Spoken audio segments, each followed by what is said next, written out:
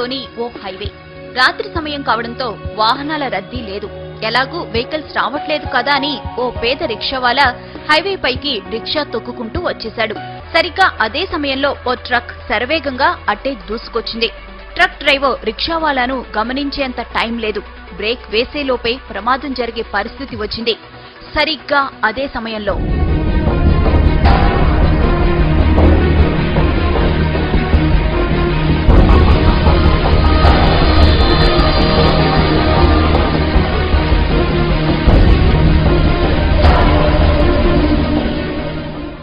ఇది జరిగిన ఘటన. ట్రక్ డ్రైవర్ ఖచ్చితంగా ప్రమాదం జరిగిందని, తాను ఎవరినో గుద్దేశానని భావించి గబగబా ట్రక్ దిగి వచ్చాడు. అటు ఇటు అంతా చూశాడు.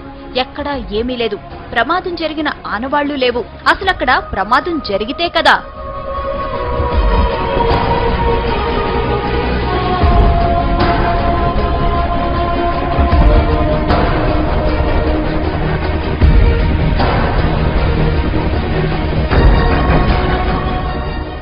రిక్షావాలాను రక్షించిన అదృశ్య శక్తి అతన్ని రోడ్డు పక్కన విడిచిపెట్టింది. అతడు ఆరోగ్యంగా ఉన్నాడో లేదో తెలుసుకుంది. అతడు సరిగ్గానే ఉన్నాడని భావించి అక్కడి నుంచి మెల్లగా వెళ్లిపోయింది.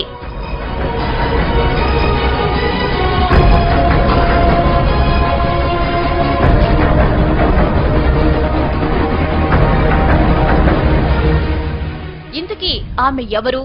అంత వేగంగా ఎలా వచ్చింది? ప్రమాదం జరగకుండా ఎలా అడ్డుకోగలిగింది? ఆమె రాగానే మెరుపు ఎందుకు వచ్చింది? ఇలా ఎన్నో అనుమానాలు, ఎన్నో అంతు చిక్కని ప్రశ్నలు.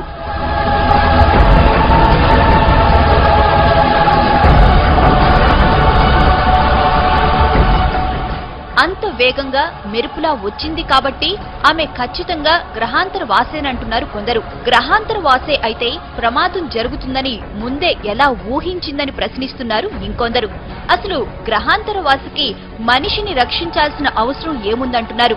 పైగా తల వరకు కప్పుకున్న డ్రెస్ కోడ్, నడక, నడత అన్నీ మానవుల తరహాలోనే ఉన్నాయి.